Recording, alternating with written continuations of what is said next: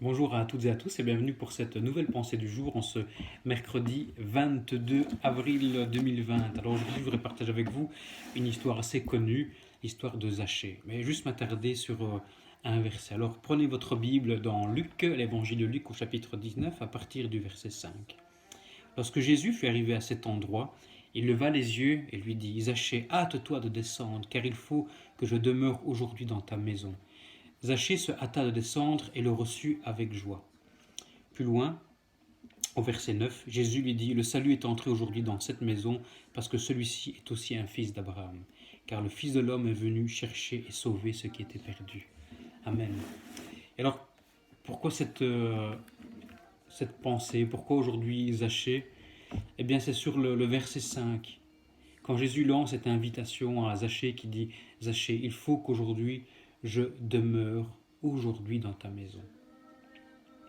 Alors, aujourd'hui, parce que ce n'est pas demain, aujourd'hui c'est le moment que Jésus avait choisi pour aller à la rencontre de Zachée, pour transformer la vie de Zachée. Et il y a toujours des moments précis où Jésus va à la rencontre, où Jésus tend sa main. Ça ne veut pas dire qu'il le fait qu'une seule fois, mais il y a des moments précis. Et peut-être qu'aujourd'hui c'est un moment précis où tu as entendu ce matin un appel ou un ressentiment de la part de Dieu, alors ne le laisse pas partir. Accueille cet appel, accueille ce ressentiment avec joie dans ton cœur. Si peut-être cette pensée sera comme un appel, eh bien utilise cette pensée que tu es en train de regarder aujourd'hui et accepte-la pour aller à la rencontre de Jésus, pour rechercher plus à travers la parole de Dieu qui est Jésus si tu ne le connais pas assez.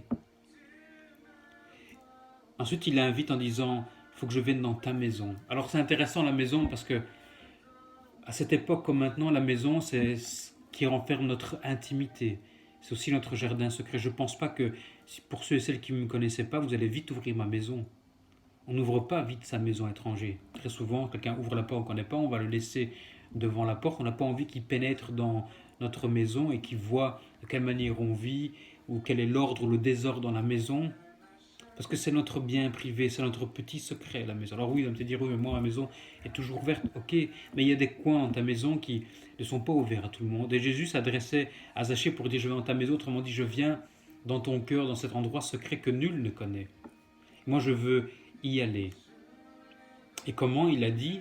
Demeurer. Et en grec ancien, la manière comment est écrite le Nouveau Testament, demeurer vient du grec meno, qui veut dire s'attarder. Donc Jésus voulait s'attarder, prendre du temps avec Zachée. Il voulait s'asseoir, prendre du véritable temps avec lui. Et puis il y a ce deuxième sens de Méno qui dit continuer à être présent, ne pas périr et durer. Parce que telle est la volonté de Jésus, pour Zachée, mais pour toi aussi. Quand Jésus veut rentrer dans ta vie, quand il veut rentrer dans ta demeure, c'est pour transformer.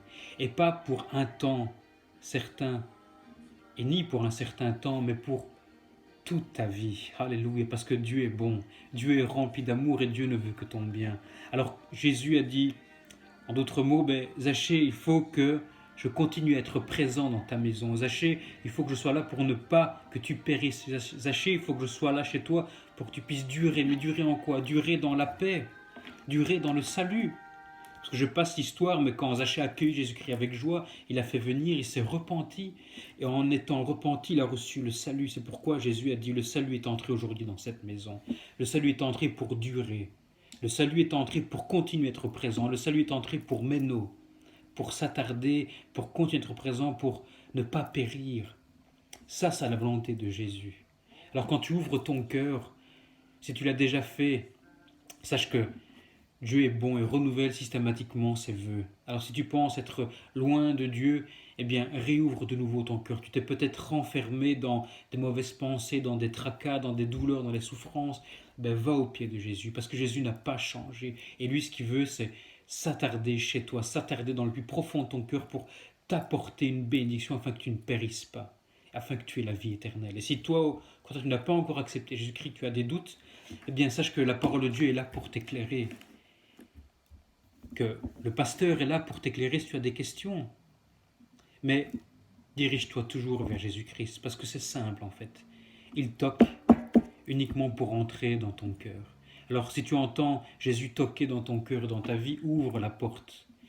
invite-le avec joie. C'est important avec joie. C'est-à-dire que tu es joyeux, que tu attendais ça. Invite-le avec joie. Tu verras qu'il va transformer ta vie. Alors certes, la transformation n'est pas facile, parce que c'est vrai qu'il a fait comprendre à Zachée quelles étaient ses erreurs, c'est-à-dire le vol, l'abus de confiance. Et ce que fait Zachée n'est pas forcément joyeux ou facile. Zachée va devoir s'humilier. Il a dit, je vais donner aux pauvres la moitié de mes biens, et à ceux à qui j'ai fait des torts, je vais leur rendre le quadruple.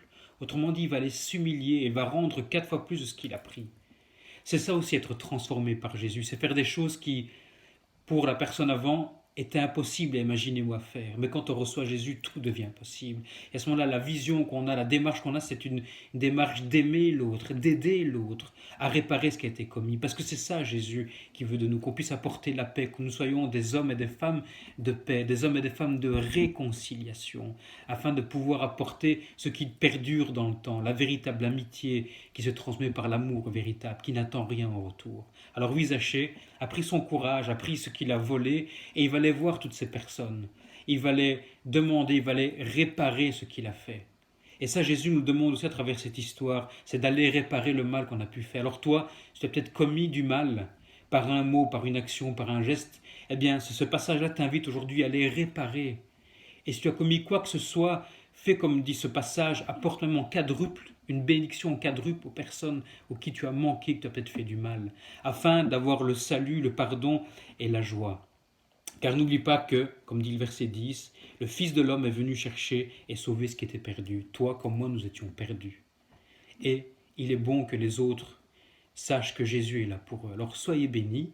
N'oubliez pas que ce mercredi à 19h, sur le site, sur le mur Facebook de l'église HSP, il y aura le live, l'étude en live du pasteur Paolo D'Angelo et son épouse. Donc soyez tous présents afin qu'on puisse prendre du temps à étudier la parole de Dieu. Soyez bénis, je vous dis à demain. Bye bye.